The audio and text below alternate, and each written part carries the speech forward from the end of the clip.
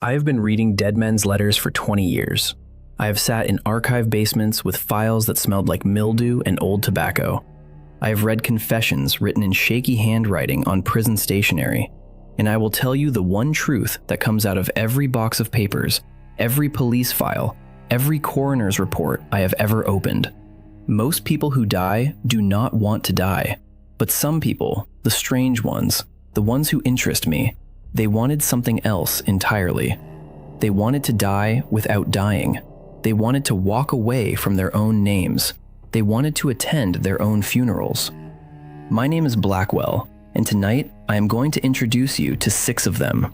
6 famous people who staged their own deaths and walked into the smoke. 5 of them ran from something. 1 of them did something stranger. He died on purpose, while perfectly alive, just to watch who would cry. Get rid of the children, lock the door. We are going underground. The first one is a name you know if you have ever read a book in an American high school. Ken Kesey. The man who wrote One Flew Over the Cuckoo's Nest. The man who put Jack Nicholson in a mental hospital, on the page first and on the screen later. The man who took the United States government's own LSD, supplied to him in a CIA experiment in 1959 at the Menlo Park Veterans Hospital, and then turned around and used that same drug to start a counterculture that the government spent the next 20 years trying to crush. That Ken Kesey. The wrestling champion from Springfield, Oregon. The boy who had been a state high school wrestling star before he ever wrote a word. In January 1966, Ken Kesey was a wanted man. He had been arrested twice for the morning of January 17, 1966. His pickup truck was found abandoned at Devil's Slide, a notoriously dangerous stretch of cliff on Highway 1 just south of San Francisco. The truck was parked at the edge of the cliff. Inside the truck was a suicide note. The note was rambling and strange and full of regret. It said, quote, "Last words. Ocean, ocean. I'll beat you in the end. I'll break you this time. I'll go through with my heels your hungry ribs." End quote. The implication was clear. Kesey had driven to the cliff, written his note, and walked into the Pacific Ocean to end his life. The note was a lie. The whole scene was a lie. Kesey had staged it with the help of his friends. While the California Highway Patrol was searching the coastal waters with helicopters, Kesey was already in a car heading south, hidden under blankets in the back seat, on his way to the Mexican border. He crossed at Tijuana under a false name. He spent the next 8 months hiding in a small fishing village called Puerto Vallarta. He grew a beard. He wore a serape. He called himself Singapore Sam. He wrote letters home in code. The FBI knew he was alive within days. They knew he was probably in Mexico, but they did not know exactly where, and the Mexican authorities were not interested in helping the United States find a wanted hippie novelist. For 8 months, Kesey lived as a ghost. He drank in a small cantina by the beach. He typed pages on a battered Olympia typewriter. He befriended local fishermen who thought he was an eccentric American writer running away from a divorce. He had been the most famous countercultural figure in America. Now he was nobody, and he hated it. The novelty wore off in about 3 weeks. By month 4, he was drinking himself to sleep. By month 7, he was crying in the cantina at night. He missed his children. He missed his wife. He missed being Ken Kesey. In October 1966, he came back. He crossed the border at Brownsville, Texas, in disguise. He was caught almost immediately. He had grown careless. He served 5 months at the San Mateo County Jail and another 5 months at a work farm in La Honda, California. He spent the rest of his life on his farm in Pleasant Hill, Oregon, raising blueberries. He died on November 10, 2001, of complications from liver cancer surgery. He was 66 years old. Here is the part that I, Blackwell, find delicious.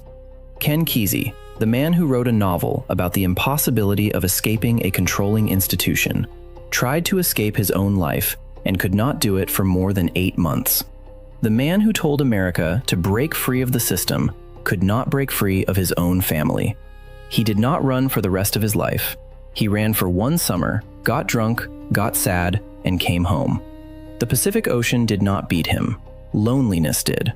The note he left on the dashboard, the one that said he was going to break the ocean. The ocean broke him in a cantina in Puerto Vallarta in front of a half-finished bottle of mezcal. There is a footnote that almost nobody reports.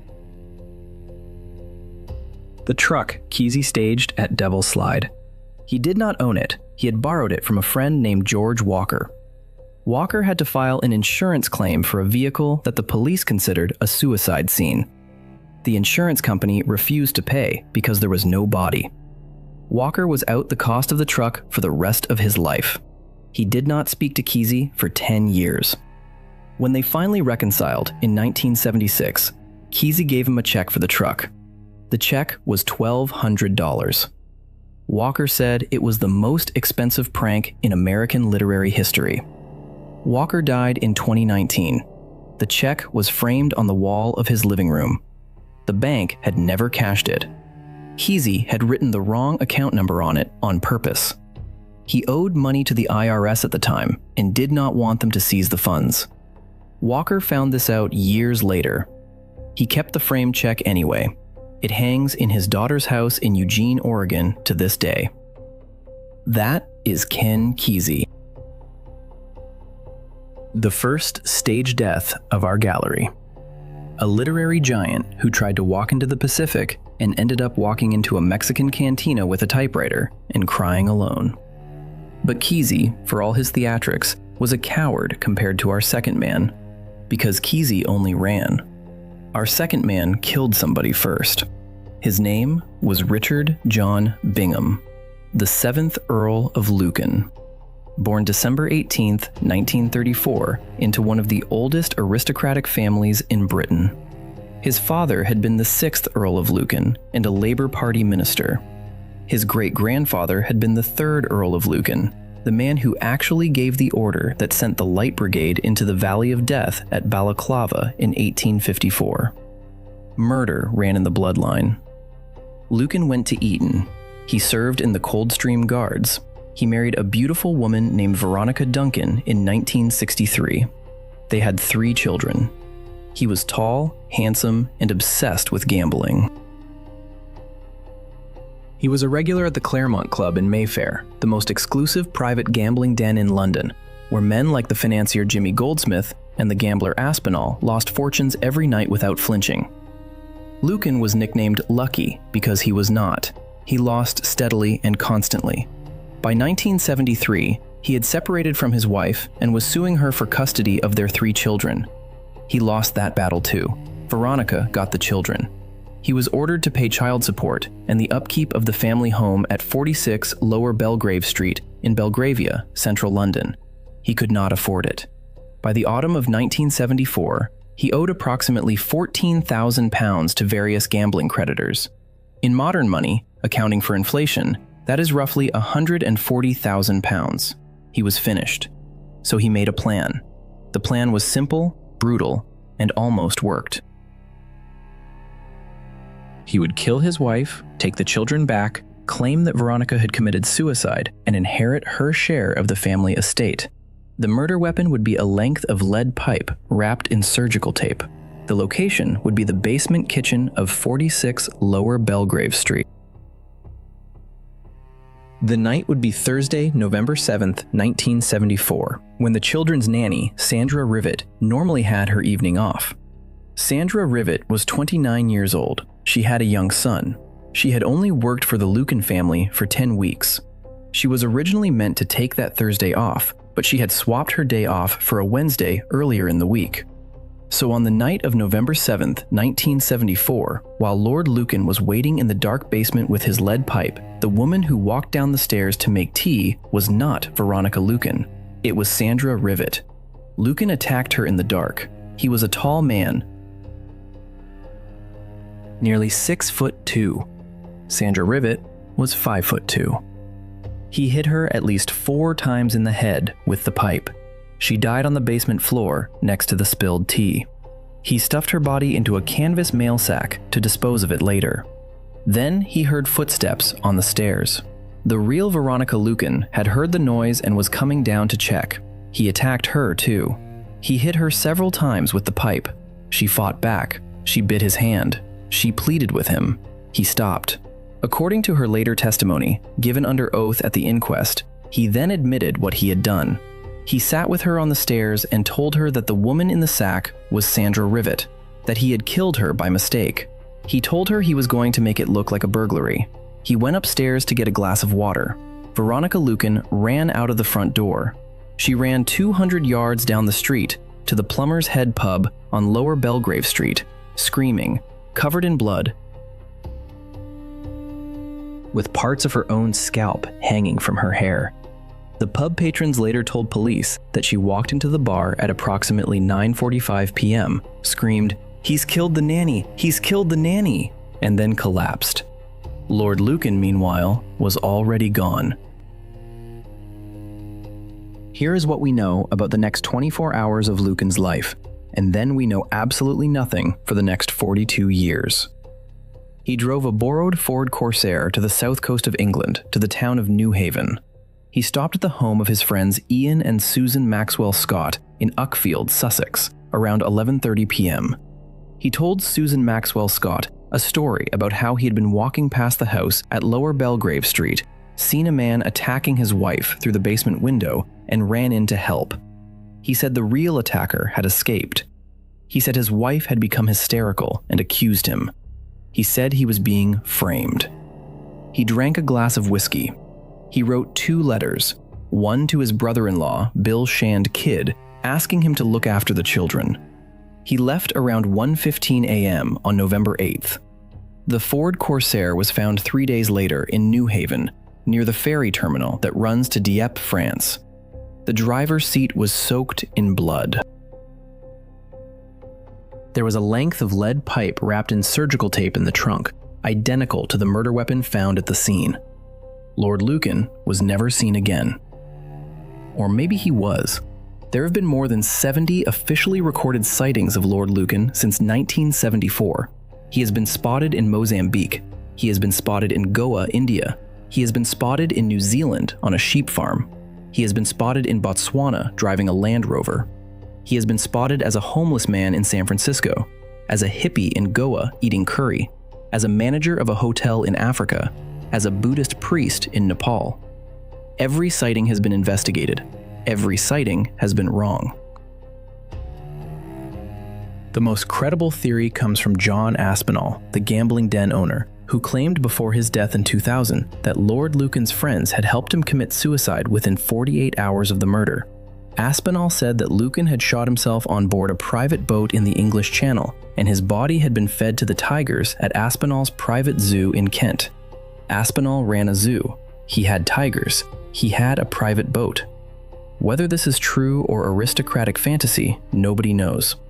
On February 3, 2016, the High Court of England formally declared Richard John Bingham, the 7th Earl of Lucan, legally dead. His son, George Bingham, inherited the title and became the 8th Earl of Lucan.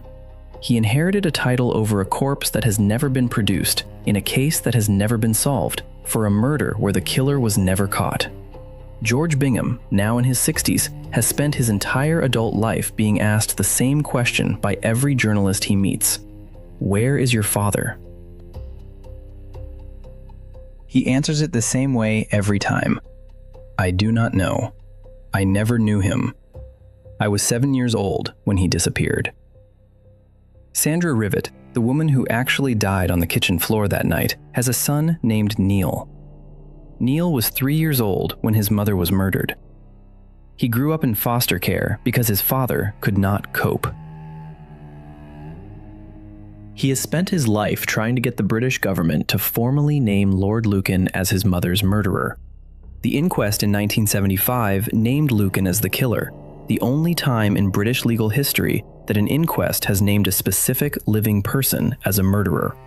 But Lucan was never tried. Sandra Rivet has no grave Neil can visit that satisfies him. She is buried in Streatham Vale Cemetery in South London, in a plot that the family had to fight to afford. The headstone is small. Lord Lucan, wherever his bones are, has a place in the Bingham family vault waiting for him in County Mayo, Ireland. It is empty. It has been empty for 52 years. Listen to me carefully. The aristocrat killed the nanny by mistake in the dark. He fled. His friends helped him. His wife survived to testify. His children grew up without a father. Sandra Rivet's son grew up without a mother. And the 7th Earl of Lucan, the man who actually swung the lead pipe in the dark basement at 46 Lower Belgrave Street, ate steak in his country club, and gambled his way into the kind of debt that makes a man kill, and then vanished into history as if the British class system itself had reached down and pulled him into a cloud. They did not catch him. They will never catch him.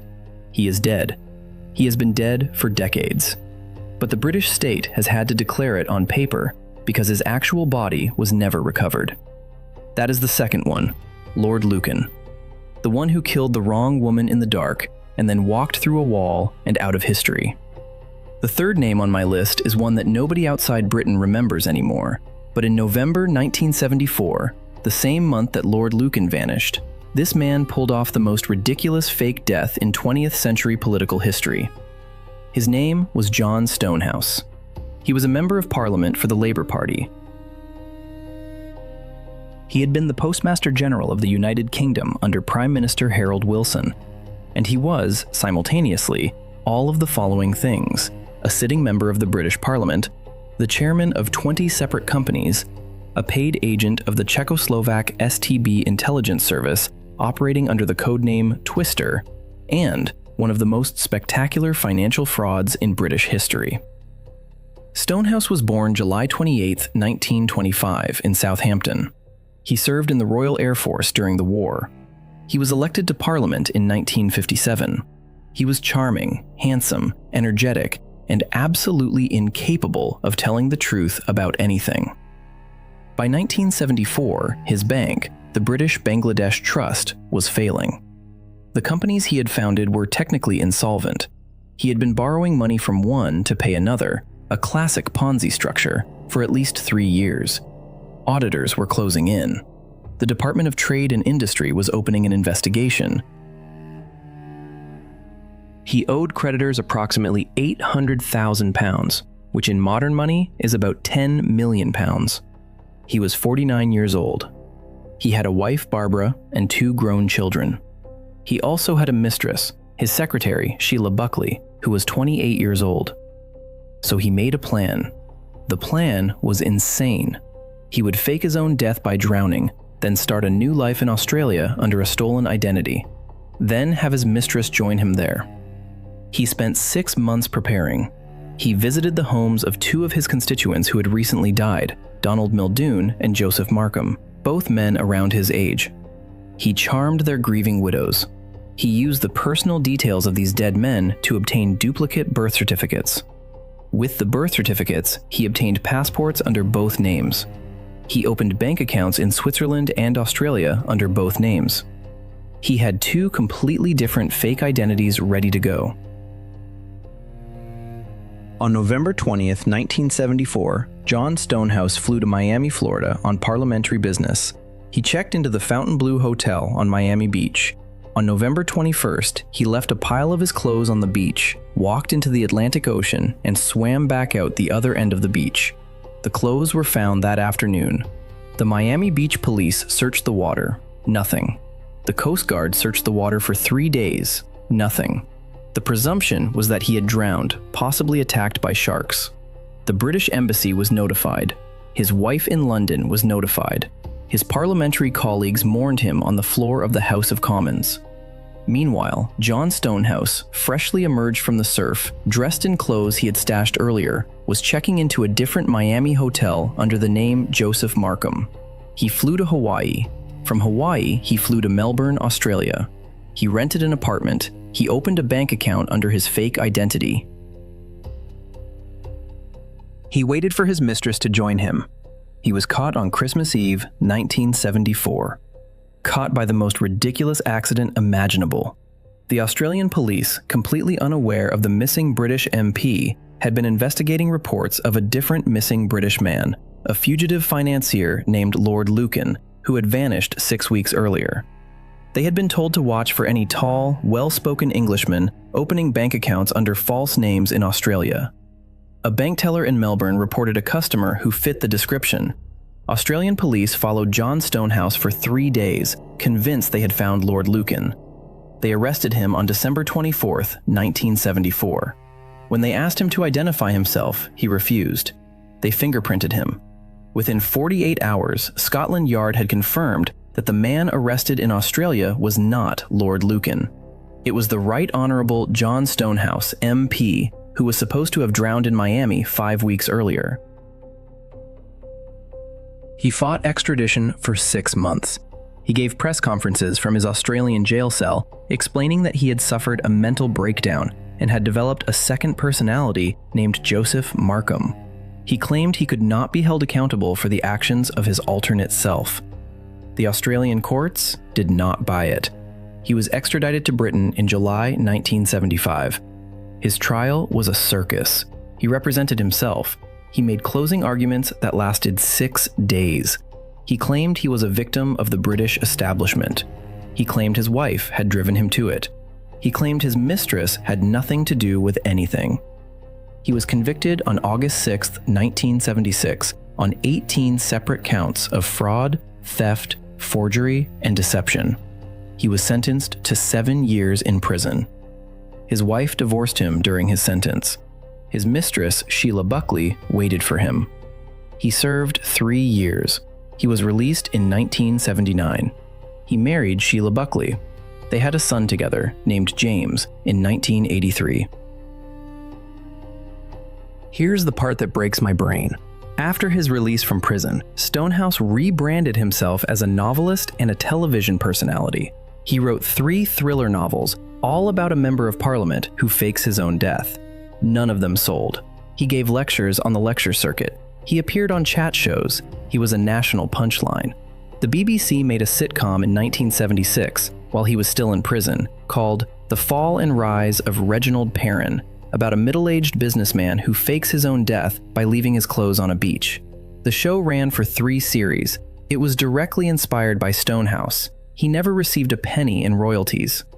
On April 14, 1988, John Stonehouse was a guest on a daytime television program called Central Weekend. He was being interviewed about the recent discovery of his name in declassified Czechoslovak intelligence files, which proved he had been a paid spy for the Soviet bloc since 1962.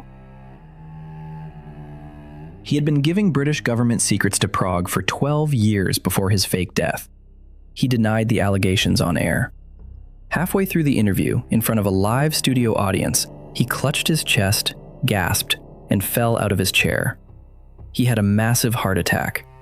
He died en route to the hospital. He was 62 years old. The man who had faked his own death in the Atlantic Ocean in 1974 actually died on live television in 1988 in front of a studio audience, in the middle of denying that he had betrayed his country. The cameras kept rolling. The footage exists. It has been uploaded to the internet. You can find it. I will not link to it because I do not need to. The image is enough. A man who spent his entire life pretending to be other people finally died in front of millions of strangers, mid-sentence, mid-lie. Sheila Buckley, his second wife, is still alive. She is in her late 70s. She lives in southern Hampshire. She has never given a public interview. Her son James, the child of John Stonehouse and Sheila Buckley, born 5 years after Stonehouse came out of prison, has spent his life trying to clear his father's name. He has not succeeded. That is the third one, John Stonehouse. The member of parliament who walked into the Atlantic Ocean as one man and walked out as a Czech spy named Joseph Markham, only to be arrested by Australian police who thought he was somebody else entirely. We are halfway through. Pause if you need to. Get water. The next 3 are stranger. The 4th one is recent. He is alive. He could, in theory, be watching this video tonight, in his prison cell at the United States Penitentiary in Coleman, Florida. His name is Marcus Schrenker. born December 19, 1970, in Indianapolis, Indiana. He is the only one on this list who tried to fake his death using a private aircraft over the southern United States. In the age of GPS satellites and air traffic control radar, he is also the only one who managed to do it for 48 hours. Schrenker was a financial advisor in Indianapolis. He owned 3 companies. He sold annuities and life insurance to wealthy Indiana families. He was, on paper, very successful. He owned a 6,000 square foot mansion in Geist, a wealthy suburb. He owned 3 private aircraft. He had a beautiful wife named Michelle and 3 young children. He was 38 years old at the end of 2008. He was also, by that point, completely broke, criminally fraudulent, and being investigated by the Securities and Exchange Commission and the state insurance regulators in 3 different states. The pattern was familiar. Schrenker had been collecting commissions on annuity sales for years. The annuities themselves were real, but Schrenker had been falsifying paperwork to redirect a portion of each commission into his own accounts. Money that was supposed to belong to his clients. The SEC had filed a civil suit demanding $250,000 in restitution. His wife had filed for divorce on December 30th, 2008. His business partner had quit. His house was being foreclosed. He had been drinking heavily. He had been telling his clients that everything was fine, that the SEC investigation would clear him, that his financial situation was strong. It was not strong. On January 11th, 2009, at approximately 6 p.m., Marcus Schrenker took off from Anderson, Indiana in his private aircraft, a Piper Saratoga PA-32. He filed a flight plan to Destin, Florida. He was alone in the aircraft. The flight plan was a lie. He had no intention of landing at Destin. 3 hours into the flight, somewhere over Birmingham, Alabama, Schrenker put on a parachute. He set the autopilot to maintain altitude and heading. He picked up the radio. He made a mayday call to air traffic controllers. He said, in a panicked voice, that his windshield had imploded, that he was bleeding heavily, that he was losing consciousness. He gave fake compass headings. He said he could not see. The air traffic controllers tried to vector him to the nearest airport. 2 military F-15 fighter jets were scrambled from a base in Mississippi to intercept the plane. The fighter pilots, when they reached the Piper Saratoga, looked into the cockpit and saw nothing. The cockpit was empty. The door was open. The plane was flying itself on autopilot, on a heading that would take it out over the Gulf of Mexico. Marcus Schrenker had jumped. He had jumped over Childersburg, Alabama, at approximately 35,000 feet. He landed in a wooded area about 10 miles outside the town. He had cached a motorcycle in a storage unit nearby weeks earlier. He had also cached a tent, camping supplies, and approximately $12,000 in cash. He retrieved the motorcycle. He drove south to Florida. He checked into a campground near Quincy, Florida, under a false name. He pitched the tent. He waited. His plane, meanwhile, with no pilot inside, continued flying for another 220 miles. It eventually ran out of fuel over the Florida Panhandle. It crashed into a swamp near East Milton, Florida. It crashed 2 feet from the back porch of a house. The owners of the house, an elderly couple, heard the engine sputter and watched a small private aircraft fall out of the sky and explode in their backyard. They had never been so close to dying. The plane missed their bedroom by less than 100 feet. The FBI was on Schrenker's trail within hours. They knew he had jumped.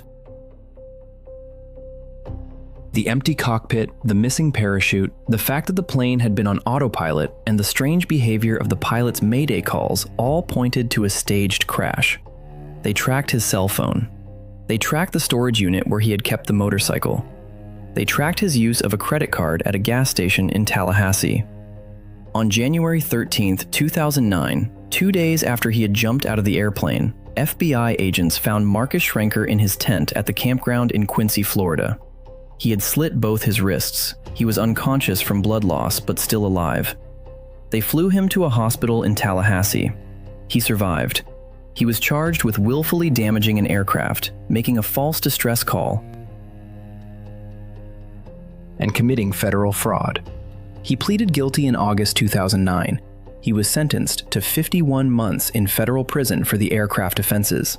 He was sentenced to an additional 51 months on the SEC fraud charges. He served his time consecutively. He was released in 2017. He has since given several interviews. He has expressed remorse. He has explained that he was suicidal, that he was not just trying to escape, but trying to die in a way that would let his family collect his life insurance. He has also explained that the moment the parachute opened and he was floating down through the dark sky over Alabama, he changed his mind. He decided he wanted to live. He just did not know how to do it without going to prison. He went to prison anyway.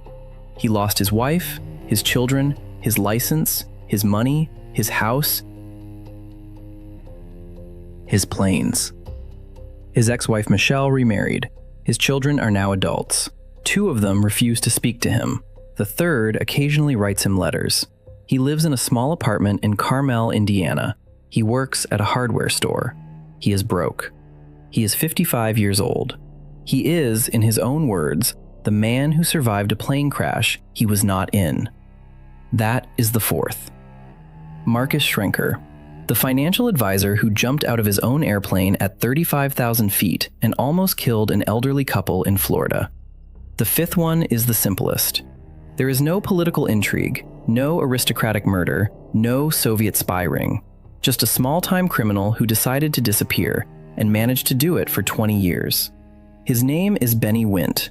He was born in 1956 in North Carolina. By the late 1980s, he was a small-time cocaine dealer in the coastal towns of North Carolina. He was 29 years old, engaged to be married to a woman named Patricia, with a young daughter named Carrie. He had been arrested twice on minor drug charges. In the spring of 1989, he learned that a federal grand jury was about to indict him on more serious cocaine trafficking charges. He was looking at a minimum of 15 years in federal prison. So he made a plan, and the plan was simple. On a sunny afternoon in July 1989, Benny Wint drove his fiancée Patricia and their young daughter to Atlantic Beach, North Carolina, for a family day at the seaside. They swam, they ate hot dogs.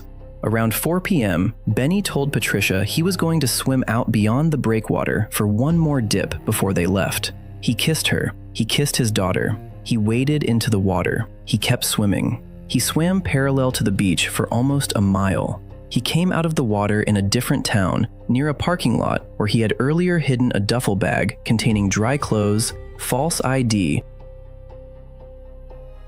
and $3,000 in cash. He walked to a bus station. He bought a one-way ticket to Daytona Beach, Florida. He never came back. For 20 years, Patricia Wint waited for him on that beach for hours. She called the police. She called the Coast Guard. They searched the waters of Atlantic Beach for 3 days. Nothing. The presumption was that Benny Wint had been swept out to sea by an undertow and drowned. There was no body, but the beach has strong currents, and bodies are sometimes never recovered. He was officially declared dead in 1991. Patricia received a small life insurance payment. She remarried in 1995. Their daughter Carrie, who had been 6 years old when her father walked into the water, grew up believing her father had died, saving someone from drowning. Benny Wint, meanwhile, had become a man named William Sweet. In Daytona Beach, Florida, he opened a small tropical fish store. He met a woman named Patricia, also coincidentally named Patricia, and married her in 1992. He never told her his real name. He never told her about his first family. He never told her he was a wanted man. They had a stable, quiet, ordinary life. They went to church. They paid their taxes under the false Social Security number he had bought in 1989. They never had children. They lived together for 16 years. On August 18, 2009, Benny Wint was driving his car in Daytona Beach when he was pulled over for a routine traffic stop. He had a broken tail light. The officer asked for his driver's license. He produced the license under the name William Sweet. The license was actually valid. The officer asked for his social security number. Wint refused to give it. He became visibly nervous. The officer became suspicious. He asked Wint to step out of the car. Wint complied. The officer ran his fingerprints on a portable scanner. Within 9 life, all of it. Patricia Sweet, his second wife, was at home when the police came to the house. She thought he had been in a car accident. The police told her that her husband of 17 years was a wanted federal fugitive named Benny Wint, who had faked his death in 1989 to avoid drug charges. Patricia did not believe them. She had to be shown the police files. She had to be shown the photograph of the man she had married with his real name on it, taken in 1985. She collapsed. Patricia Wint, the first wife, who had remarried 14 years earlier, was contacted by federal authorities the same day. She was told that her dead first husband had walked into a car stop in Florida and was, in fact, alive. She had to be hospitalized for shock. Their daughter Carrie, now 26 years old with 2 children of her own, refused to speak to her father at all. She had grown up believing he was a drowned hero. She now learned he was a coward who had walked away. Benny Wint was extradited to North Carolina. He pleaded guilty to the original cocaine trafficking charges. He also pleaded guilty to identity fraud, social security fraud, and tax fraud committed during his 20 years as William Sweet. He was sentenced to 3.5 years in federal prison. Both his wives divorced him. Patricia Sweet, the second one, kept the tropical fish store. She still runs it. She has never forgiven him. He was released from prison in 2013. He lives in a small apartment in Wilmington, North Carolina. He has tried to reconnect with his daughter. She permits brief, supervised visits with his grandchildren. She does not speak to him directly. He has said in interviews that the worst part was not prison. The worst part was sitting on the curb in Daytona Beach, 20 years of lies collapsing around him in 90 seconds, and realizing that he had thrown away every single human relationship in his life to avoid a drug charge that would have given him 15 years. 20 years of lies for 15 years he would not have served. That is the 5th. Benny Wint. The small-time drug dealer who threw away every person who ever loved him to avoid a prison sentence shorter than the time he spent hiding. And now, finally, the strangest case in this gallery. The one that does not fit the others. The one that breaks the pattern. The one where the man did not run from anything. He just wanted to see his own funeral. His name was Timothy Dexter. He was born January 22nd, 1747, in Malden, Massachusetts. He died October 23rd, 1806, in Newburyport, Massachusetts. He was buried, properly and finally, at the age of 59. But 3 years before he actually died, he held his own funeral. He invited 3,000 people. He paid for the coffin, the procession, the priest, and the wake. He hid in the closet and watched, and when his wife Elizabeth did not cry hard enough at the casket, he came out of the closet and beat her with his cane in front of the entire town. That is the man we are about to discuss. Sit down. Timothy Dexter was born poor. His parents were laborers. He had no formal education. He was illiterate at the age of 16 when he was apprenticed to a leather dresser, a man whose job was to soften animal hides with chemicals so they could be used to make gloves and shoes. He worked as a leather dresser until he was 22. He saved every penny. In 1769, at the age of 22, he married a wealthy widow named Elizabeth Frothingham, who was 9 years older than him and had 4 children from her previous marriage. She owned a house. She had inherited money. She was respectable, established, and looking for a young husband. Timothy Dexter was looking for capital. They were married for 37 years. They despised each other for at least the last 20. Dexter took his wife's money and started investing.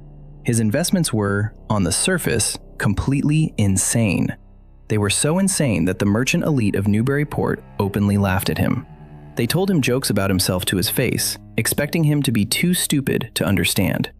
the jokes always backfired. Example 1.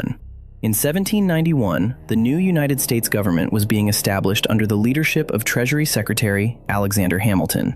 The federal government had announced that it would honor the debts of the previous Continental Congress, including the worthless Continental currency that had been printed during the Revolutionary War. The currency, in 1791, was trading at less than 1 cent on the dollar. Most merchants considered it scrap paper. Timothy Dexter walked into Newburyport's banks and merchants and bought every single Continental note he could find, at 1 cent on the dollar. The merchants laughed. They told him he was a fool. They sold him their entire stockpiles. When Hamilton's Funding Act of 1790 went fully into effect, the federal government redeemed the Continental currency at $1 each. Dexter became wealthy overnight. The merchants stopped laughing. Example 2. In 1796, a fellow merchant told Dexter, as a joke, that there was a great market for warming pans in the West Indies. Warming pans are heavy metal pans with long handles, used in cold New England winters to warm a bed before a person climbed into it. The Caribbean is, of course, tropical. The temperature never falls below 60 degrees Fahrenheit. Selling warming pans to the West Indies is the dictionary definition of an absurd business proposition. Dexter, allegedly missing the joke, bought 42,000 warming pans and shipped them to the Caribbean. The merchants of Newburyport gathered at the dock and laughed at his ship as it sailed. 3 months later, Dexter received word that his entire shipment had sold out at extraordinary prices. The Caribbean sugar planters had bought every single warming pan, drilled holes in them, and were using them as ladles to scoop molasses out of boiling sugar vats. The long handles kept their hands away from the heat. The deep pans held more molasses than anything they had been using before. Dexter had stumbled into a market gap of his own creation. He returned to Newburyport with $78,000 in profit. The merchants stopped laughing again. Example 3. In 1798, another merchant told Dexter, as a joke, that he should ship coal to Newcastle, England. Newcastle is, and was, the largest coal-producing region in the British Empire. Shipping coal to Newcastle is so universally absurd that it has been an English idiom since the 16th century. To carry coals to Newcastle means to do something completely pointless. Dexter, again allegedly missing the joke, bought hundreds of tons of Pennsylvania anthracite coal and shipped it to Newcastle. His ship arrived in the middle of a coal miners' strike. Newcastle was suddenly desperate for coal. Dexter sold his entire shipment at 4 times market price. He returned to Newburyport $60,000 richer. The merchants of Newburyport never laughed at him again. Example 4. He shipped Bibles to the East Indies. He was told it was a region overrun with heathens. He shipped 21,000 Bibles. They sold out at $3 each. He shipped cats to ports in the Caribbean during a rat infestation. He shipped wool mittens to the South Pacific during a brief period when American whalers, working in Antarctic waters, were paying premium prices for cold weather gear they could resell to expedition crews. Every single one of his absurd ventures, every joke played on him by his fellow merchants, made him wealthier. He died one of the richest men in Massachusetts. But the wealth did not make him sane. Or rather, the wealth allowed his madness to express itself in increasingly elaborate ways. In 1798, Dexter purchased a mansion in Newburyport from the estate of Jonathan Jackson. The mansion was already grand. Dexter made it grotesque. He commissioned 45 wooden statues, each approximately 10 feet tall, of famous historical figures. He had them painted in bright colors and erected in his front yard, on tall pedestals, so that anyone walking past on State Street would see them.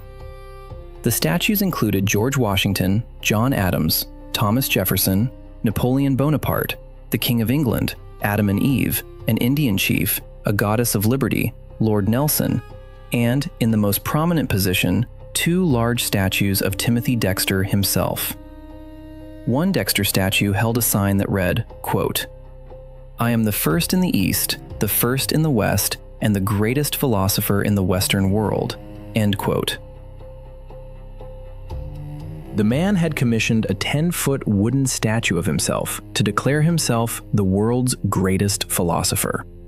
He also purchased a tomb on his property, a real, full-sized stone tomb. He had it built in his garden. He furnished the inside with a mahogany coffin lined with cushions and a small table with a bottle of wine. He told visitors that he intended to be entombed there when he died. He showed it off to dinner guests. He took naps inside it. In 1802, at the age of 55, he wrote and published a book. The book was titled, quote, "A Pickle for the Knowing Ones," or "Plain Truths in a Homespun Dress," end quote. It was 8,847 words long. It contained 0 punctuation marks. None. No commas, no periods, no question marks, no quotation marks. The entire book was one continuous, unbroken stream of words. It was also written almost entirely in phonetic English. Because Dexter was barely literate, words were spelled however he thought they sounded. Sentences ran into each other for entire pages. The book was a bizarre, rambling memoir that mixed Dexter's life story with his thoughts on God, politics, his wife, his wealth, his statues, and his enemies. He attacked his wife by name. He claimed she was already dead and that the woman in his house was her ghost. He attacked his fellow merchants. He praised himself extensively. He gave advice on shipping warming pans to the West Indies. The book was a cultural sensation, mainly because nobody could understand it. People in Newburyport bought copies because they were funny. Tourists from Boston came to Newburyport just to buy a copy. The first printing sold out. So Dexter, in 1805, published a second edition. He had received complaints from readers about the lack of punctuation, so in the second edition, he included an additional page at the end. The page consisted entirely of punctuation marks. Periods, commas, question marks, exclamation points, semicolons, colons, all in rows. At the bottom of the page, Dexter had written, quote, "Here is rows of stops and marks for those who Mr. Printer wishes to pepper and salt as they please," end quote. He was telling the reader to insert the punctuation marks themselves wherever they wanted, like seasoning food. This was, on its face, the response of an illiterate fool. But Dexter knew exactly what he was doing. He was a multimillionaire making fun of his critics.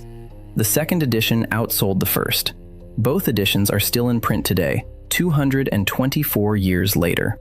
The original 1802 editions sell at auction for between $15,000 and $40,000 each. The book has been studied at Harvard. It is considered an early example of stream of consciousness American writing, predating James Joyce by more than a century. Now we get to the funeral.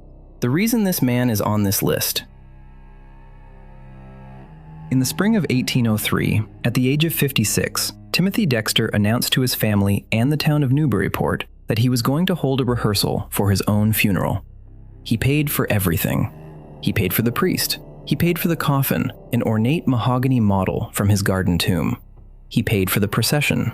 He sent personal invitations to 3,000 townspeople, including the mayor, the merchants who had once mocked him, and his own family.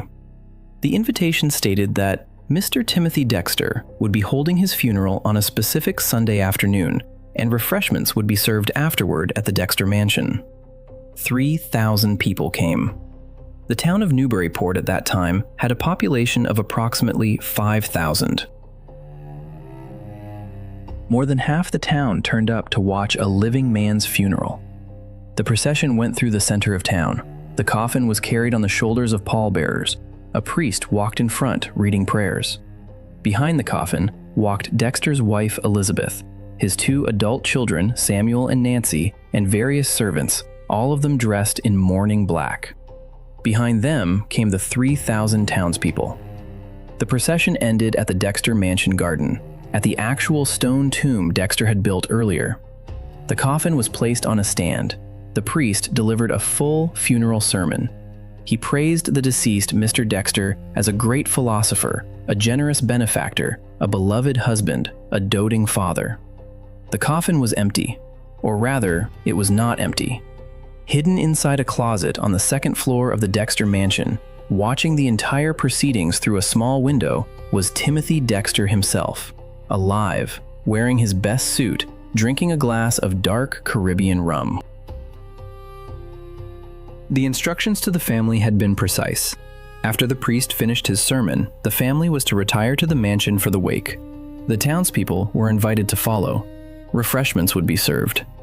Dexter would observe the family's behavior, the townspeople's behavior, and the priest's sincerity. He wanted to know who actually mourned him and who was just there for the free food. The wake began. 3,000 people crowded into the Dexter mansion's gardens and reception rooms. Food and rum were served. Dexter, watching from the second floor, noted that almost nobody was crying. People were laughing. People were eating.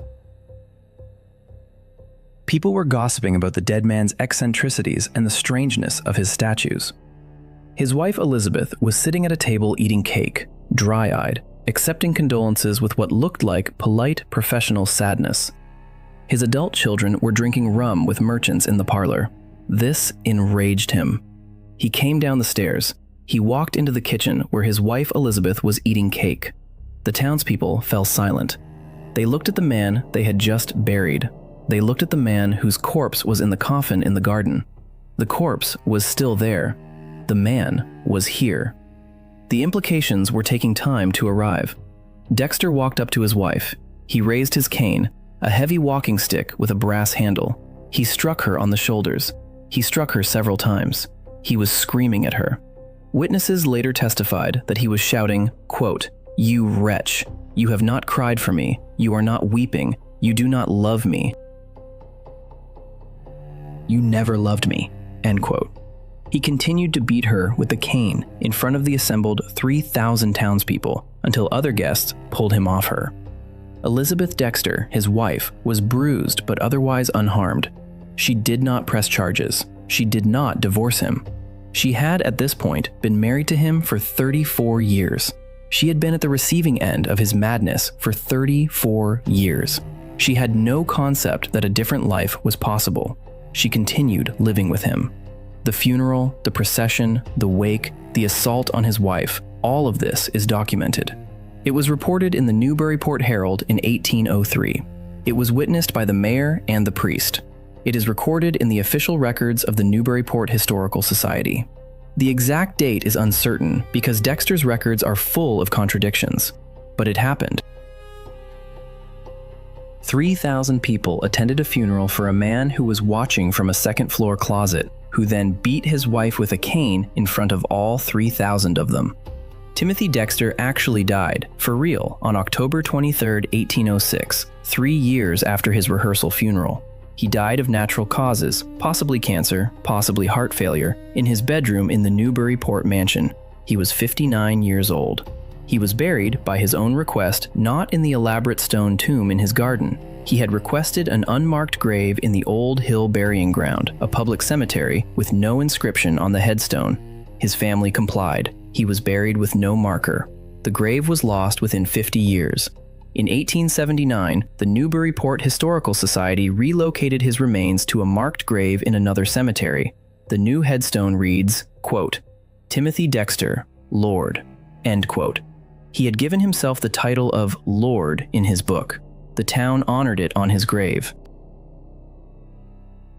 His mansion is now the Newburyport Public Library. His statues, all 45 of them, were destroyed in a hurricane in 1815. His book is still in print. His coffin, the mahogany one from the rehearsal funeral, is on display in the basement of the Newburyport Historical Society. Visitors can still see it. The cushions are gone. The wood has aged to dark brown. There is still a small wine stain on the floor of the coffin from where Dexter had a drink during one of his pre-funeral nap sessions. Elizabeth Dexter, the wife who was beaten with a cane in front of 3,000 people, outlived him by 3 years. She died in 1809. She was buried next to him in the relocated gravesite. Her headstone is smaller than his. His says, in large carved letters, Lord Timothy Dexter. Hers says, in small letters, Elizabeth, his wife. She had been his wife for 40 years. The headstone does not give her own birth name. It does not list her children. It does not list anything but her relationship to the man who had made her life a public spectacle. That is Timothy Dexter. The illiterate leather dresser who became one of the richest men in Massachusetts by accidentally being a genius. The man who built a mansion full of statues of himself.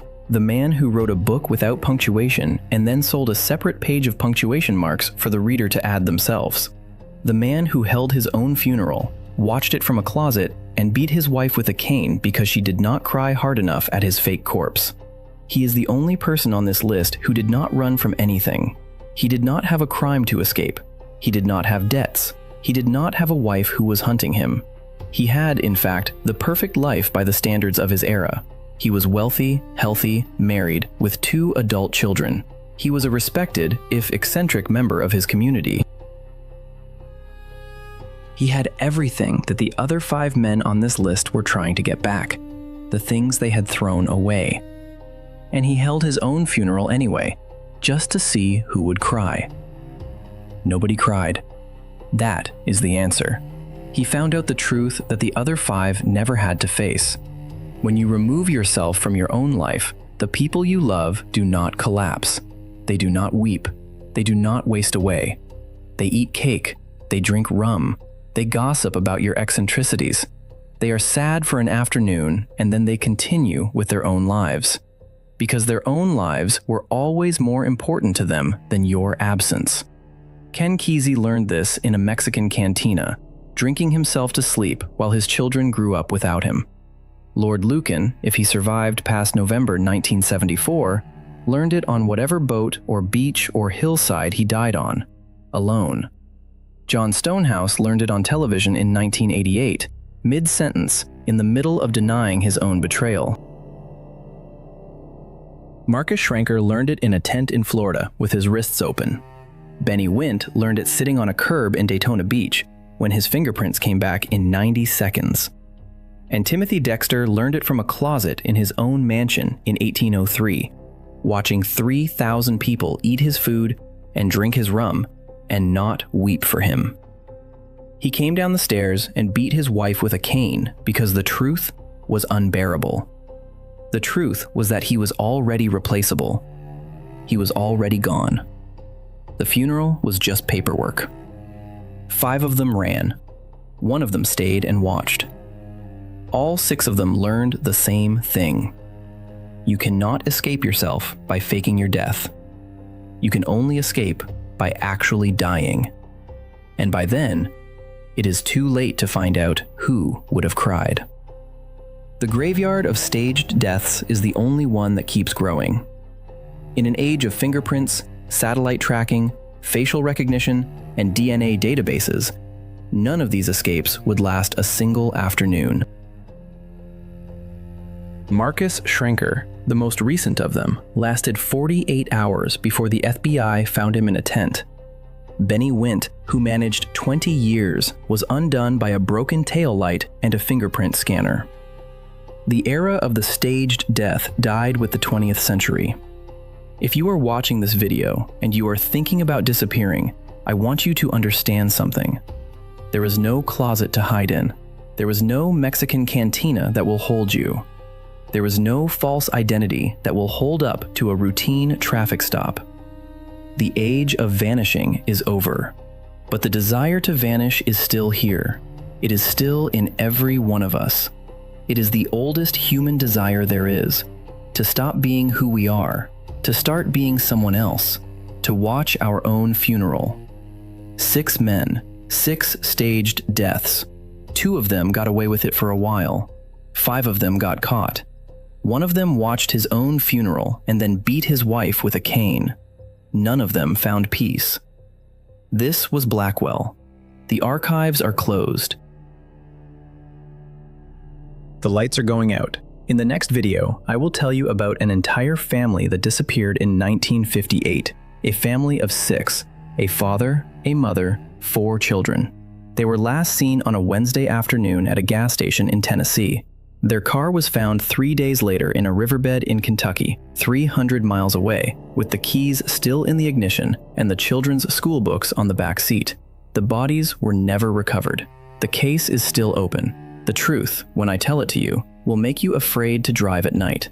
Subscribe if you can sleep through the dark. The Sauter Family, coming next. The lights are going out now. Blackwell out.